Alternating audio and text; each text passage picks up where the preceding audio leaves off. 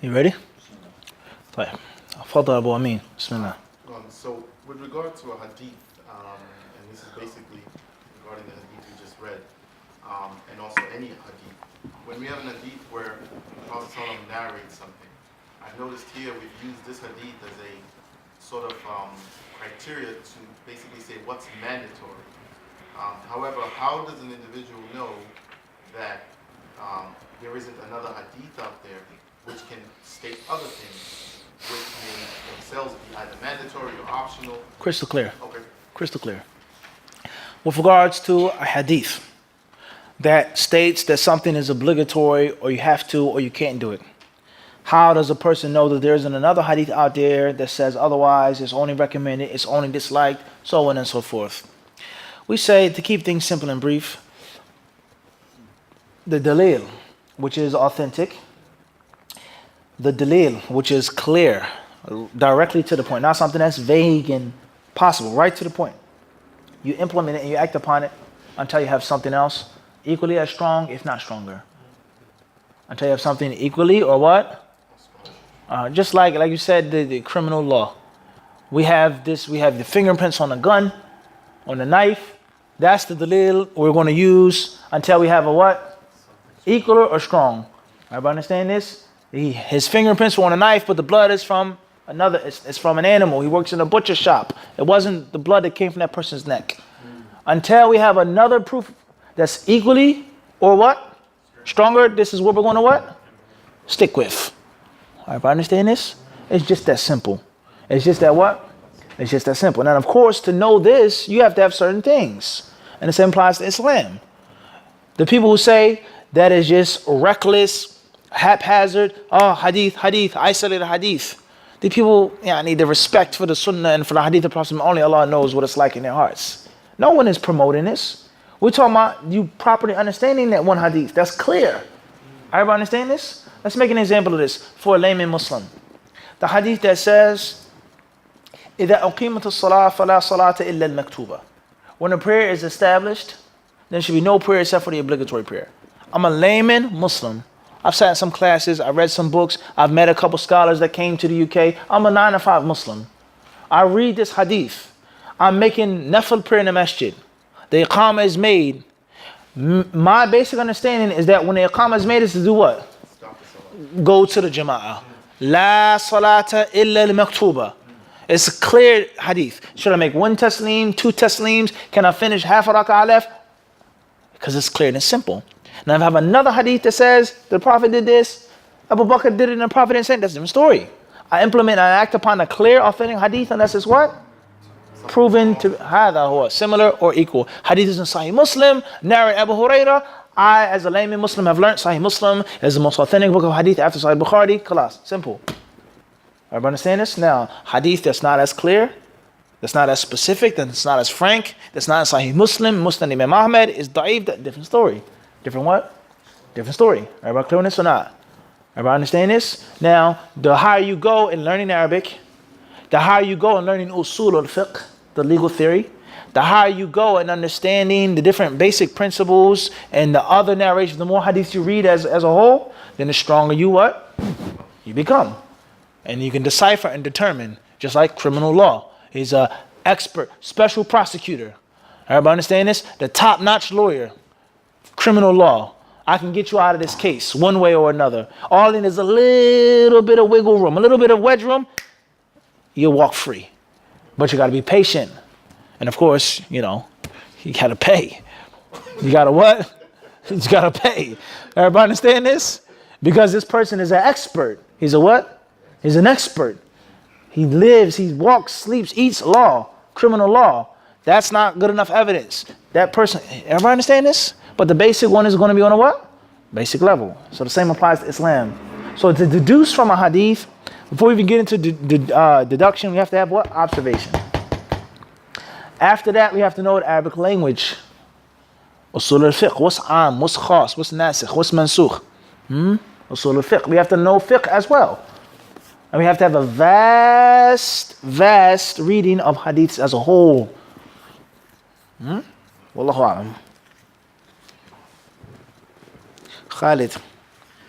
With the hadith of Abu Sa'id says to draw close to the sutra.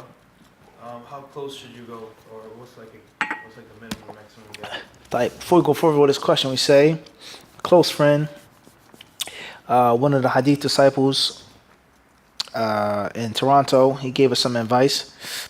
On top of what we were already trying to do, but even more advice, he said that the answers have to be even shorter. Because there's too many questions. A lot of people's questions don't get answered. It's a lot of people. So me and Nafis, before we were saying 3 minutes, 2 minutes, unless it's a really important question. Now he's saying that he says you gotta downsize the answers even more to get more answers in. And inshallah ta'ala, when we have special time, which we have an hour, just to answer the details, the dalil, so on and so forth. Tayyib. In brief, 2 things I'll say to you. First one is go back to the playlist that we did on the sutra. Okay, we did an extensive lecture, 2 parts on the rulings of the sutra. Inshallah. Everything you want to know, hopefully, is answered there. And if you don't get it there, then I'll give you what you need. The general answer is that the sutra should be far from you. That when you make sujood, it's about this much space between you and the sutra. Wallahu alam. Sarah Muslim from Toronto, Canada.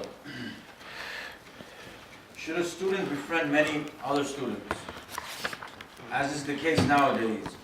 Do you see this to be something beneficial or detrimental to one's studies? Should a student befriend other students of knowledge, as we see nowadays, is it beneficial or detrimental? Yes and no. There's some people that you should befriend and you must befriend. Those who believe in Allah in the last day, those who make ruku', those who make sujood, pious believers. Make them your awliya, your protectors. You protect them, they protect you, your friends. Everybody understand this? In general. And then you have people that are of a higher level, higher caliber. Birds of a feather flock together. Inna tuyura al-ashkaliha taqa, they say. Birds of a feather what? Flock together. Everybody understand this? So the concept of someone who's a serious student of knowledge, be with them. And they're compatible with you. You see eye to eye on the general core issues, and you get along with each other well, then befriend that person. If you want to, and if not, he's a believer. You love him for Allah's sake. You give him the salams when you see him. He asks for advice, you give him advice. He sneezes, you say what you're supposed to say when he sneezes. He's sick, you visit him, the rights of the Muslim. Everybody understand? This is not obligatory that you have to have a specific close personal friend. Many people are associates. They may think the opposite about you. Yeah, I know Mufti, that's my man. I love him to death, that's my best friend. And I might just be like, Brother Abdullah, alhamdulillah, he's a hadith disciple. You see what I'm saying to you? The point is that it's not obligatory for you to be superly duperly pin pop buddies with every single person. But the general rule is that we should all be brothers. If you need to talk, if you have a joke or some food or this and that, we should all be brothers. We should all be able to talk with each other and give each other advice. It should never be a thing in which I'm too friendly or close to you in which I can't say what needs to be said to you, and vice versa. Everybody understand this? Obviously, people are naturally going to be closer to others. People are naturally going to be inclined to different people more than others. Everybody understand this? Naturally. Some people have better personalities than others. Naturally, can't help that. They have more charisma than what? Than others, naturally. But if you're a student of knowledge, my advice is to have a closely knit circle. A few brothers that you call friends. Homies. A few. And the other people, they're also your friends. You see them, كيف حالكم, مرحبا, كذا كذا كذا. Okay, I'm going to check you out, inshallah. Khair. Keep it moving. And there's no bad feelings, it's no malice, it's no evil, it's no hasad. It's none. If you want to come over and drink tea, you can come and drink tea. But I'm not going to go my way to bring you into my room to drink tea in the campus. Everybody understand this? So student knowledge, you have a few closely knit friends, a couple brothers that are real close, trusted companions. That's my friend. Khalid is my friend. My friend. I trust him. It's not the same as Brother Abdurrahman. I don't know, I see him, Kef Halik, that's it. It's a difference. It's a what? It's a difference. The bottom line is have a balance when you're overseas studying. Don't sit with people too much. Don't seclude yourself and be a hermit crab too much. What? In the middle. Shaitan can attack you when you're isolated. And the shaitan can attack you when you're around everybody. So it should be a balance, whether it's 60-40, 70-30, according to your personality and according to who's around you. You may be in a place in which everybody isn't really not that good to be around. You may be blessed with a company of brothers that are strong and good. So it depends. Kada, what? Hafiz? It all depends. as we say. Wallahu alam. We'll conclude our Q&A session for tonight. Jazakumullahu khairan.